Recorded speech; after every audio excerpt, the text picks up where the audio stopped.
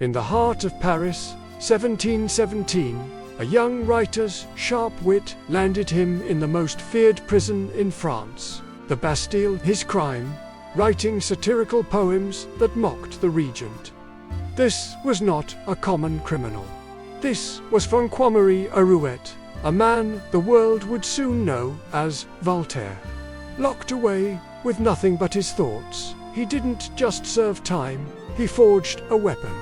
A weapon of words that would challenge kings, dismantle dogmas, and ignite a revolution of the mind. This is the story of how one man's quill became mightier than any sword, and how his exile from France would ironically lead to its ultimate transformation.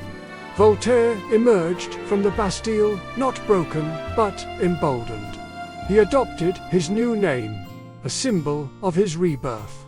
He quickly became the toast of Parisian salons, his plays and poems celebrated for their brilliance.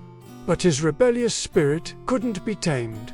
A public dispute with a powerful nobleman, the Chevalier de Rohan, ended disastrously.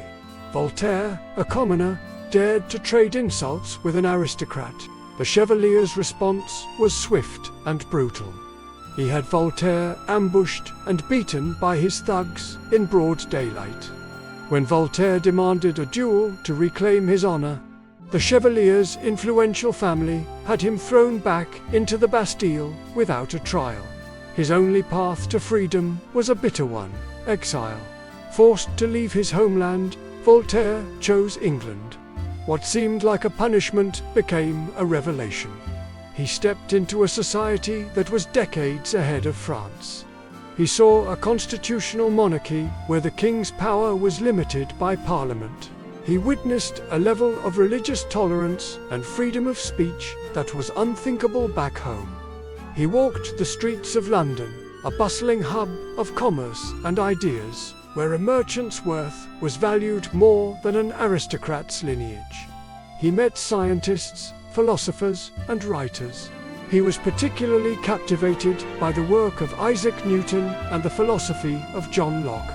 England showed him that a society could function, and indeed thrive, without the absolute authority of a king or the suffocating grip of a single church. He wasn't just observing. He was absorbing, learning, and planning. After 3 years, Voltaire returned to France. But he was a changed man. He carried England back with him, not in his luggage, but in his mind. He channeled his experiences into a book titled Letters Concerning the English Nation. It wasn't just a travelogue, it was a Trojan horse. On the surface, it praised English society, its political system, its scientific achievements, and its tolerance. But every word of praise for England was a thinly veiled critique of France. He contrasted English liberty with French tyranny, English reason with French superstition. The book was an intellectual bombshell. It praised a nation that France considered its rival, and it held up a mirror to his own country's flaws. The French authorities were furious. They saw it for what it was: a call for radical reform, an attack on the very foundations of their society. The book was banned, and copies were publicly burned by the state executioner. An arrest warrant was issued for Voltaire, forcing him to flee Paris once again. But how do you silence an idea? Voltaire's banned book became an instant bestseller on the black market. It was smuggled across borders, secretly printed, and passed from hand to hand in whispered conversations. It became the must-read text for any free-thinking individual in Europe. The more the authorities tried to suppress it, the more its fame grew. Voltaire had unleashed something he couldn't control, and the authorities couldn't contain. He had planted the seeds of the Enlightenment in the minds of the French people. They began to question everything: the divine right of kings, the unchecked power of the church, the injustices of the class system. Voltaire became a fugitive intellectual, moving from place to place, always one step ahead of the authorities. But his influence only grew. He proved that you can burn books, but you can't burn ideas. Voltaire found refuge in the independent Duchy of Lorraine, at the Château de Syrie, with the brilliant and accomplished Émilie du Châtelet. She was more than his lover. She was his intellectual equal. A gifted mathematician and physicist, she translated Newton's Principia Mathematica into French, a monumental task that made Newton's revolutionary ideas accessible to the French-speaking world. Together, they turned the chateau into a laboratory of ideas. They conducted scientific experiments, built a vast library, and hosted some of the brightest minds in Europe.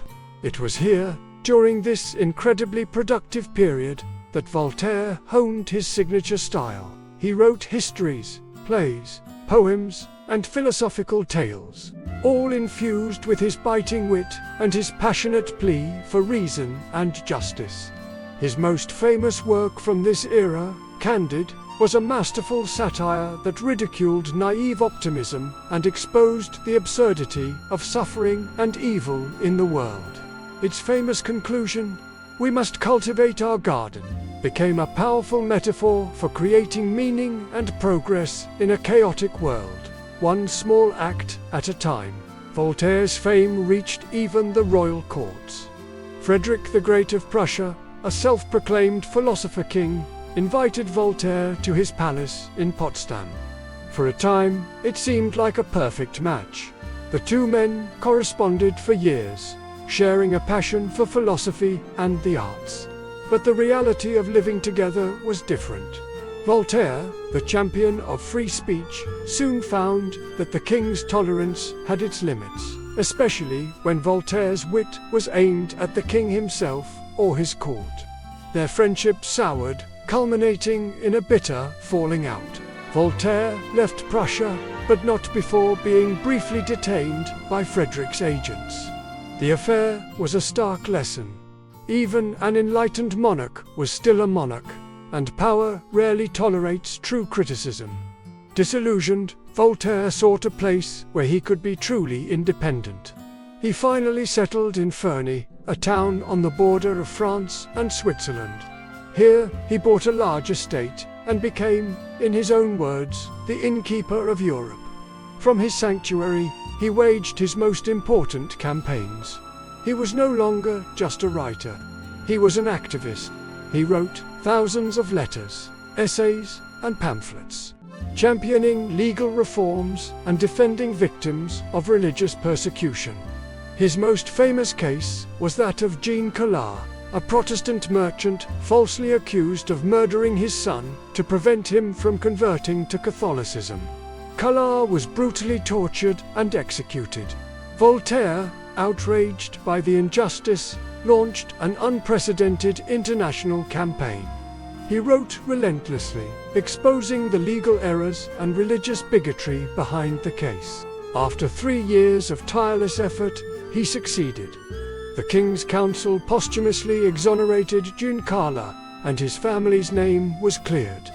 Voltaire had shown the world that one person's voice, amplified by reason and passion, could move mountains and achieve justice. In 1778, at the age of 83, Voltaire made a triumphant return to Paris. After decades in exile, he was welcomed as a hero. The city that had once imprisoned and exiled him now celebrated him. Crowds thronged the streets, chanting his name. He attended the premiere of his final play, Irene, where the audience gave him a standing ovation and crowned his bust with a laurel wreath. But the excitement proved too much for the elderly philosopher. He fell ill and died just a few weeks later. The church denied him a Christian burial, but his friends secretly buried him in an abbey in Champagne. But here is the twist you've been waiting for. 13 years later, in the midst of the French Revolution, the very revolution his ideas had helped to inspire, the new revolutionary government decided to honor him. They exhumed his remains and, in a grand procession, moved them to the Pantheon in Paris, a mausoleum for the great heroes of the French nation. The man once rejected by the old regime was now enshrined by the new one. His journey from a prison cell in the Bastille to a hero's tomb in the Pantheon was complete. Voltaire, the rebel writer, had outlasted his enemies. He had ignited the age of reason, and his spirit of inquiry, tolerance, and justice continues to inspire those who dare to challenge power and fight for a better world. Thank you so much for watching.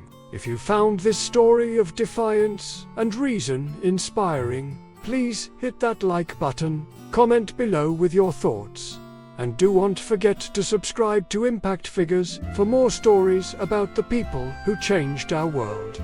See you in the next one.